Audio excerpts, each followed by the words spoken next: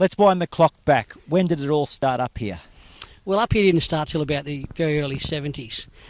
Prior to that, the club formed in 1963 on the back of some Italian immigrants just having a kick about at District Park, which is now where McDonald's and a few other places are down at Broadmeadow there.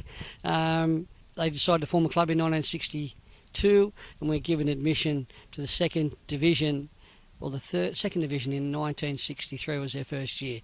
So from there they played initially at the Newcastle Showground, they played at Charlestown Oval, they played at Adamstown Oval, they played at Crystal Palace, and finally with a bit of vision from some of the business people at the time that were involved in the club and the community, they took the option to move to which was a vacant ground, formerly played on by Whitebridge, which the club became defunct, and at the same time they took control of what was the then closed Highfields Highfields Bowling Club. So a fairly good vision from those people way back then to give us a base up here and blend into the community, which the club's done. Talk to me about, now this grandstand of course hasn't always been here, the dressing sheds haven't always been here. What was here before these two amenities? To put it bluntly, nothing. Right behind you is was the original. It was the second dressing shed that they built, because the first dressing shed amenity they actually transported an old house up here and set it up where the canteen block is now, and that was their initial change rooms, canteen. The whole bit was in this old house. Then behind directly where you're sitting now, there's a block which is absolutely so small now. Can you imagine? There's a referee's room, two dressing sheds and a gear shed in that one block. Then later on, the council, in conjunction with the council, the brick building was built where the dressing sheds are now, and a lot of volunteer Italian workers built what you see behind me here as the grandstand. I can just imagine a lot of volunteers from all the ethnic religions and communities here in the heyday. What would have that experience been like? What are the stories you've been told about the atmosphere that was here? Well, I was a ball boy back in those days, yeah, so right. I remember it quite vividly. That quite often they'd be 3, 5, 6, 7, 800, predominantly male Italians would attend the games at Broadmeadow Showground, and big crowds up at Charlestown Oval in those days. They were very strong. This is well before Olympic. Their club was born, and even Broadmeadow Magic. So it's probably been going a bit longer than those clubs, but certainly a lot of volunteer work went into this ground, and unfortunately a lot of those people have now passed on, but quite a few of them are actually now life memberships. Talk to us a bit about players that have come and gone, football coaches. Who stands out for you? Well, we do have a 50 years legend team, which was named at our gala function to commemorate 50 years of the club. Some of the players that originally were with the club, where they brought 5 players from Sydney in one go. Tommy Arnold, Peter Irving, Peter Dewhurst. They had a pretty strong team when they first were promoted from the second division to first division. But some of the great players that have been through here have been guys like Neville Power, who's played over 200 games, John Adamswaite, a local product, Peter Dewhurst, of course, who still comes to the games regularly. A lot of very good players. Tony Majiowski was a great player here that just didn't quite spend enough time here. But a lot of great players. Coaching wise, they've had some great coaches. They've had an old guy, now deceased guy called Max Lucchesi, who was a very good coach in his time. Peter Dewhurst has coached here. Steve Piggott's coached here. James Pascoe's coached here. Greg Smith, the very successful coach from Hamilton Olympic in years gone by, has been with us now since about 2008. Sorry. So we have had some very good coaches come through the club, and at the moment we've got one of the best in Shane Price, who's got an outstanding NSL record with Newcastle Breakers as captain, and Perth Glory in their one and only grand final win. He's just completed his B licence, and he's also just committed to an extra 2 years with our club. Why do you think so many people have been committed over those years to the Charlestown City Blues? I mean, is it the culture of the club? Can you give us an insight of why they come here? Well, initially it was a very Italian-based club, and a lot of young Italian boys played here, but over the years they've really assimilated into this postcode in this area.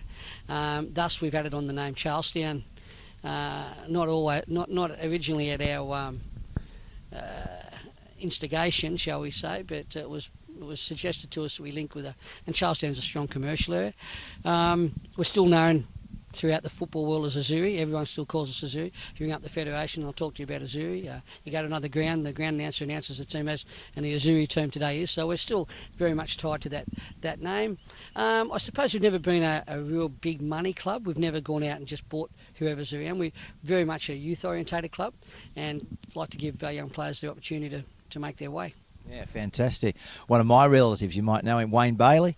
He used to play Wayne Bailey is in our 50 cousin. years legend team. Yeah. Great player for the club, Wayne Bailey. Yeah. Was here at a very good part of the time with the club as well. I think he might have coached here at one stage, I'm not sure. Yeah, he did in the 90s and good player, in Wayne the Bailey. early 2000s. Mate, talk to us about this oval a little bit more. I mean, you look around, it's great nick, it's lush, it's plush, but it wasn't always in good nick. You told me way back this used to be a trotting track. Well, not the surface itself, but the perimeter of the ground here was a trotting training track, which is run by a Charlestown barber called Arthur Irwin. And he used to work his horses here of a morning and evening around the outside of the track. Initially, we had nowhere to train, so we trained and played here, so the ground was very well worn. But with some good relations with Lake Macquarie City Council, we've now finally, as late as 6 months ago, found a long-term training base. So this ground predominantly just gets used to play on. Fantastic, Nick, isn't it? And I guess the good thing is that you're not up against rugby union, rugby league. It's just football. Yeah, you're not having to share the ground, take the post down, take the post out. We don't share with cricket. We let some local schools use it for different activities, but predominantly it's under the care of a guy called Graham Mason, who's up here 366 days a year, and he looks after the amenity like it's his own backyard. The Charlestown City Blues name, it's only relatively newish. Yes. Just talk to us about that period of time, how the name came about. Well, the original name was Hamilton Azuri when they first started back in '63. When they moved up here and got involved with the Highfields Bowling Club, it became Highfields Azuri. And then it became Azuri FC, which was our key name. Now, in 2008, when the instigation of the NPL, the initial NPL was starting, it was strongly suggested to us that we drop the tag of Azuri. Now that caused great drama throughout the community. A lot of sponsors only wanted to be tied to their historical name, but we took the advice of the Federation at the time and moved our name to Charlestown City Blues. Again, everyone still calls us Azuri, and we are under continual pressure from our historical supporters and sponsors, if you like, and Club Azuri, who's our key sponsor, to try and reintroduce the name Azuri, which after all only means blue, and I can't understand why it's got any ethnic connotations. So I guess a few people are still and ahhing if that was the right way to go. Oh yeah, look, and as is with the Italian community, if you know any of them well, there's always half and half. Like half the people didn't want to come to Whitebridge to this ground, the other half did. Half the people didn't want to come all the way to Highfields to socialise. Hamilton was their hub back in the late 60s and 70s, but I suppose time goes on, and we're very much a part of the local community out here. What would it take to go back to Azuri? A vote, or is it just a chat around The a board Federation table? say, The yeah. Federation. So it comes down to those guys. There's rules and regulations around the NPL and naming, and at the time when we changed, I think if we had stood on our ground, we might have been able to. I mean, the ideal name for us is Charlestown Azuri FC, which links the demographic with the history and the FC, but. I continually get asked by a lot of older people, why no Azuri anymore? What's wrong? Why don't you like the name Azuri? It means the Blues. It means this.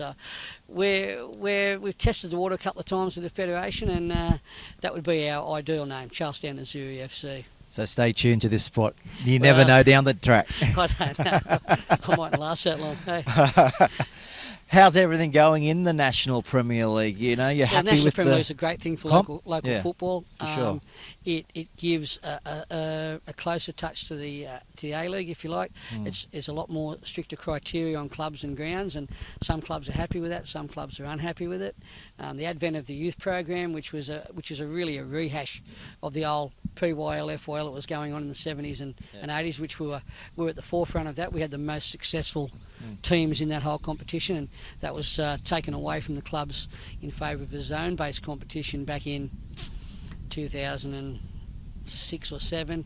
You know, the zones thought they could run club football better than clubs, but that's been returned now to the clubs, and it's really instrumental in helping you unearth young players that can come through to the senior ranks. And as far as depth goes, we're pretty right here at the Blues. We weren't last year, and we had a bit of a scare last year, knowing that it was the last year that possibly there'd be relegation out of this competition. We struggled a bit last year, and we put together a strategic planning group, which involved Shane Price and a few other guys involved in the club, and we identified where we were a little bit light, and one area was depth. So we cleared the decks of a few players that had just sort of been marking time, and this year we've been a lot better, and we've been in touch with the top 4 most of the year thus far. We have a segment on these types of shows. What grinds your gears? Meaning, what gets up your nose? What gets up your nose as far as football goes, in general, or localised? The continual high-end ask on volunteers to keep the club up to the standards. You know, we're like every other club, I suppose, and I talk to people like Steve Pitchloff from Magic regularly, and you know, it's almost a part-time job to do the admin, and you know, people come in and out of your club at different times for different reasons. Some come in just to follow their kid, and when their kid goes, they go, or some come in and you know, don't like the way we run things, and you know, they opt out. But it's very hard to get dedicated key people in the right areas to make your club run smooth, because not one person can run a club, and that sort of gets at me a bit, that we and other clubs are battling to maintain those good workers. But I suppose the other thing that really grinds my gears, if you like, is the massive escalation in player wages. You know, really brought about on by 1 or 2 clubs who just decide they'd buy their way to success short term. Those clubs obviously I won't name, but that then pushes the price up of every other player, because if, Peter, you're playing with us and you'd play with us, you might go and say, I've been offered X amount by X club, you know, why am I worth that to them and not to you? And it really pushes which makes people have to work harder to raise the money to pay the funds, because it's some of the wages in this competition are totally outrageous. That's probably it, player wages. That grinds your gears? Yeah. Mate, I've spoken... Especially when they're not worth it, some of them. Yeah, well, that's it. And, you know, don't put in 100%. Well, no, I think what we've got to a stage is people want to get paid per game, whether they win, lose or draw. Well, I think they want to turn it professional, don't they? Well, you know, they try to. But most of the guys that, I mean, the players seem to want the clubs to treat them like professionals, knowing that it's only part-time, and pay them accordingly. I mean, we're in stage 1 of a 2-stage thing to turn most of our bonuses to some payment and the other half win bonus, which we're going to have to stick pretty tight with. What happens, I mean, you touched on their volunteers as, you know, the bread and the butter of the clubs. Yeah. A lot of secretaries and presidents have been saying to me they're very worried if the whole competition down the track goes professional, you know, from the administration level. Would that be the end of Charlestown City Blues? I don't think Australia's got enough population base to have a full-time professional comp in every state underneath the A-League. So that won't happen? I don't believe so. Yeah. If it did happen, would it be suicidal for Newcastle football? You'd have to... No. You'd have to... we would, like every other club, would have to employ a person full-time. Is there enough money to do that? Not at the moment, but if it was cross-funded by the powers that be, as in FFA or the local association, to employ like they do as a general manager with Newcastle football or Lake Macquarie football or Macquarie football, that would be, you know, that would be workable. But it's just so much work. Yeah. So probably 10, 20 years down the track. I would think at least 10 years. Well, after my time. Well, let's get back to the action on the field. This week, how do you think you'll go? Well, we play the Jets Youth, and we caught them early on in the season when we were in really good form and they weren't in great form. As I've written in the program this week, they've come good of late. I mean, they've got a great coach, Clayton Zane, great player, great coach. They've got a lot of young boys who are doing at least 3 sessions a week.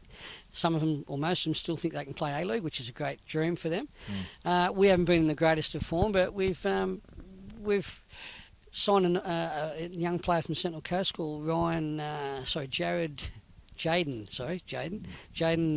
Lowwich.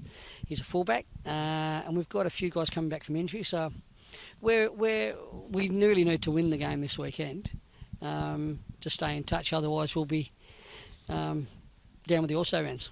All right, mate. Well, thanks very much for your honesty. We always appreciate it, and good luck this weekend and good luck for the future. Thanks, Peter, and thanks for the time.